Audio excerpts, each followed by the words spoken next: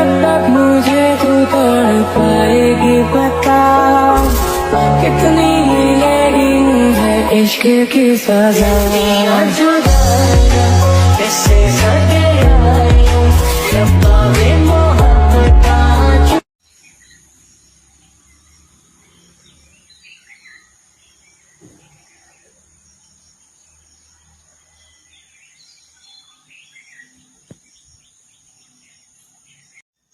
සුබ උදෑසනක් යාළුවනේ.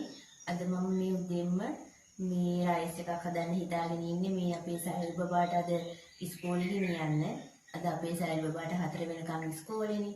ඉතින් ඒක නිසා එයාට රයිස් එකක් හදලා දෙන්න. එයා දැන් මේ අවුරුද්දේ ශිෂ්‍යත්ව ලියනවානේ. ඒක නිසා එයාට අද 4 වෙනකම් ඉස්කෝලේ තියෙනවා. ඉතින් ඒක නිසා මම මේ අපේ සහල් බබාට රයිස් එකක් ගෙනියන්න තමයි මේ හදන්නේ. රයිස් එකක් කිව්වට මේක ඉතින් පොඩි රෝළු බතක්. හරි අපි දැන් බලමු එහෙමනම් හදන්නේ කොහොමද කියලා. මුලින්ම අපි තෙල් ටිකක් දාගෙන ඉමු.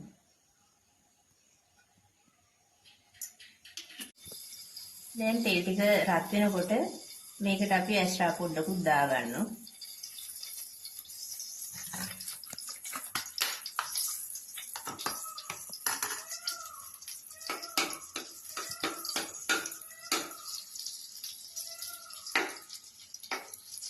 ඇස්ට්‍රා ටික දී වෙනකම් ඉන්න ඕනේ.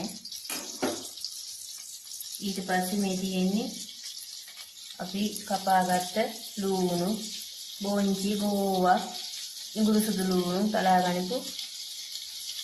මේ ඉස්සෙල්ලාම අපි මුලින්ම දානවා ඉඟුරු සුදු ලූණු ටික.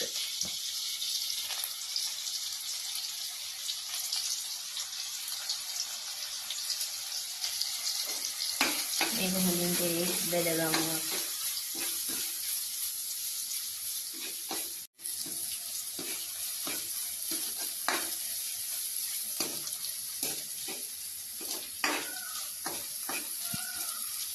මේක ටිකක් බෙදෙනකොට අපි මේකට දාමු කරපිංච.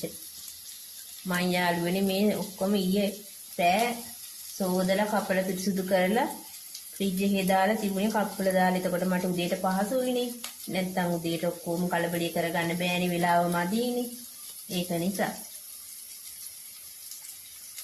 ඔයාලත් මෙහෙම කරලා බලන්න, හරිම පහසුයි.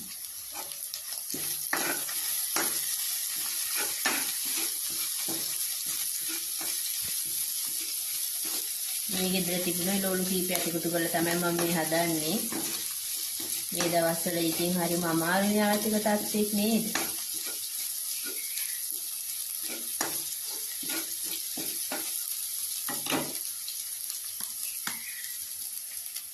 දැන් මේකට ලුණු ටිකක් එකතු කරගමු.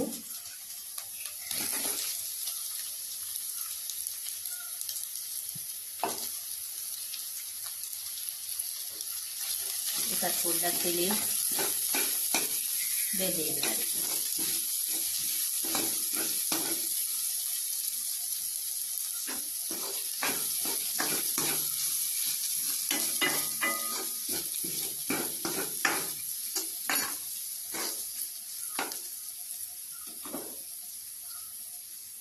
දැන් මේකට අපි මේ සිහිනව කපාගත්ත බොන්චි ටිකක්, ගෝව ටිකක් එකතු කරගමු.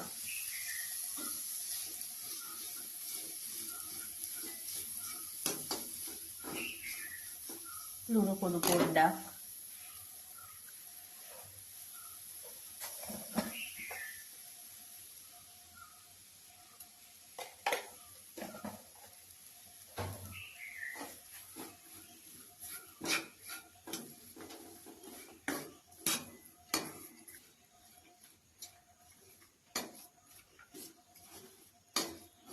යාළුවනි මේක ඉතින් මේ රයිස් එකක් කිව්වට මම මේ පොඩි එළවලු බතක් හදන්නේ. මෙහෙම දෙයක් හැදුවම ඉතින් අර පොඩි කට්ටිය කනවනේ. නැත්තම් එයාලා කන්නේත් නෑ.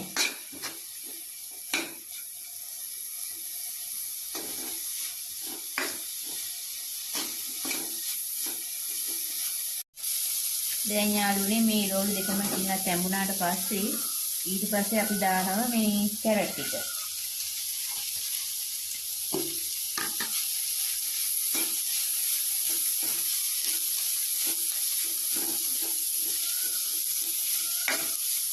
ගම්මිරිස් කුඩු පොඩ්ඩක්.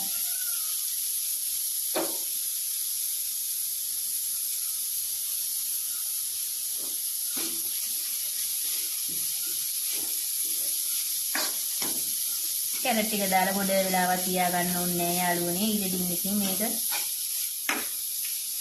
බත් ටික කවලම් කරගන්න පුළුවන් ඊට පස්සේ.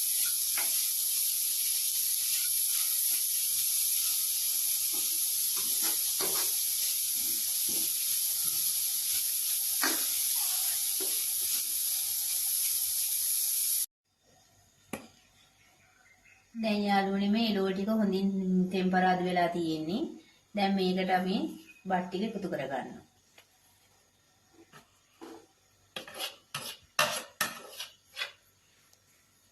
එකතු කරගෙන මේක හොඳින් කවලම් කරගන්න.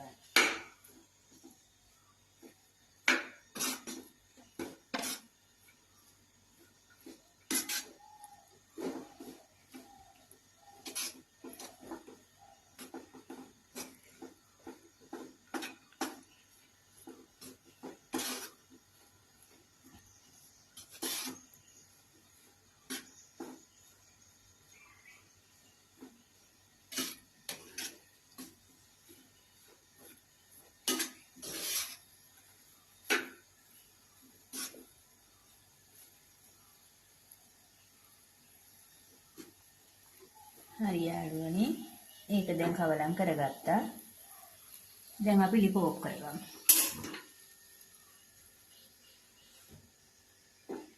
දැන් ඊට පස්සේ මම හදන්නේ මේ අපේ සාරි බබා චිලි පේස්ට් එකම කන්නේ නැහැ. එයා සැර කන්න වැඩිය කැමති නැහැ. ඒ නිසා එයාට සොසේජස් කලර් දෙකක් බෙදලා දෙන ඉතින් හැමදාම දෙන්නේ නැහැ නේ. හදිසියෙන් දුන්නට කමක් නැහැ. ඉතින් පොඩි ළමයි ආසයිනේ. දැන් මේ පෑන් එකට තෙල් ඩිංගක් දාලා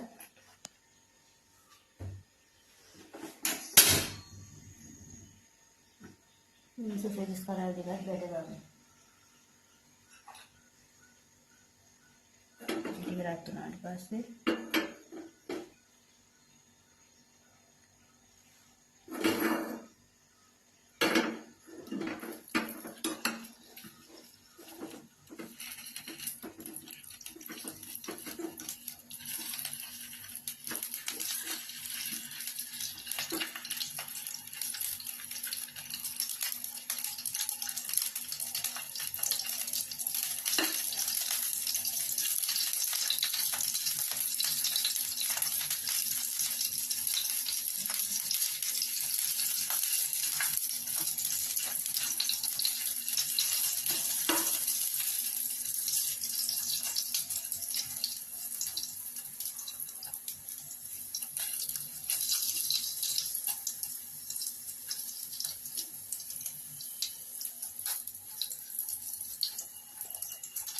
හරි යාළුවනේ ඒකත් බෙදගත්තා.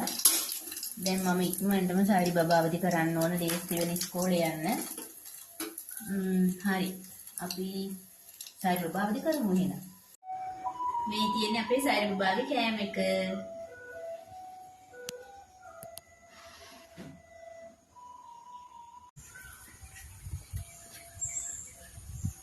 උනේ අපේ සාරි බබාත් ඉස්කෝලේ ගියානේ. මම දැන් මේ නිදහසේ තේ ටිකක් බොන්න තමයි හදන්නේ. යාර දන්නවද අපේ සාරි බබා යන ඉස්කෝලේ මේ ළඟමයි තියෙන්නේ. අපේ ගෙදර මිදුලට පේන අපේ සාරි බබා යන ඉස්කෝලේ. අර ඈතින්ම පේන්නේ යාළුවනේ අපේ සාරි බබා යන ඉස්කෝලේ තමයි. අර ඈතින්ම කන්ද උඩ පේන්නේ හරි ලස්සන පරිසරයක තමයි අපේ ඉස්කෝලේ තියෙන්නේ. යාළුවනේ දැන් මගේ උදේ වැඩ කොටස ඉවරයි. දැන් මම මේ ඔයාලට පෙන්නන්න හදන්නේ අපේ ගෙදරට පල්ලෙහායින් තියෙනව ලස්සන වෙලියායක්. අපි යමු බලන්න මේ ලස්සන වෙලියායි.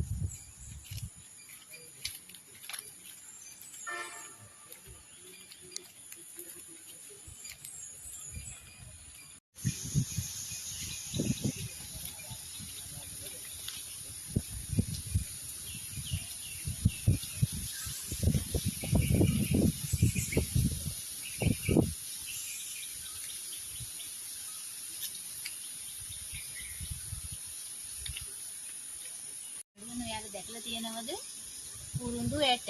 මේ තියෙන කුරුඳු ඇට නේ බලන්නකො ලස්සන. මේවෙන් තමයි මේව තවන් දාලා තමයි කුරුඳු පැල හදාගන්නේ.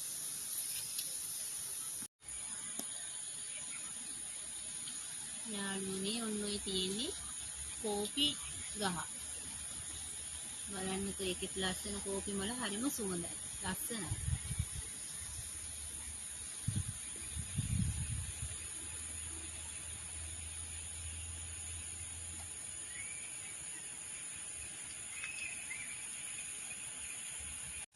මෙන්න යාළුවනේ මම ඔයාලට පෙන්නන්න කෝපි මල් දෙක තුනක් කඩාගත්තා.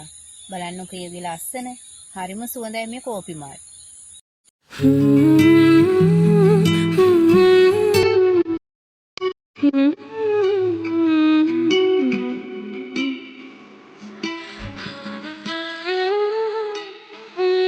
ඉතින් යාළුවනේ මේ කුඹුරු යායේ මේ සැරේ නම් වැඩ කරලා නැහැ.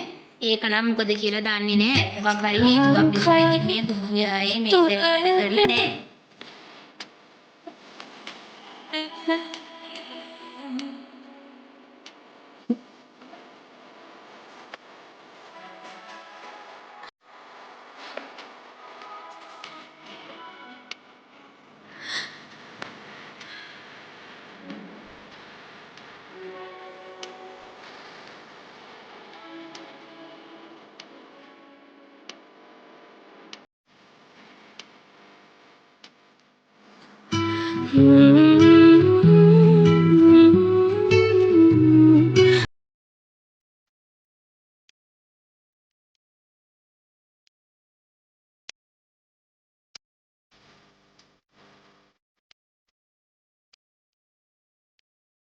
ඉතින් යාළුවනේ ඔයාලට අර ඈතින්ම පේන්නේ මේ අර ඈතින්ම පේන කන්දට අපි කියන්නේ රම්මලේ කන්ද කියලා. ඉතින් ඒ වගේ ලස්සන කන්දකේ වට වෙච්ච ගම්මානයක් තමයි අපේ ගම පිහිටලා තියෙන්නේ.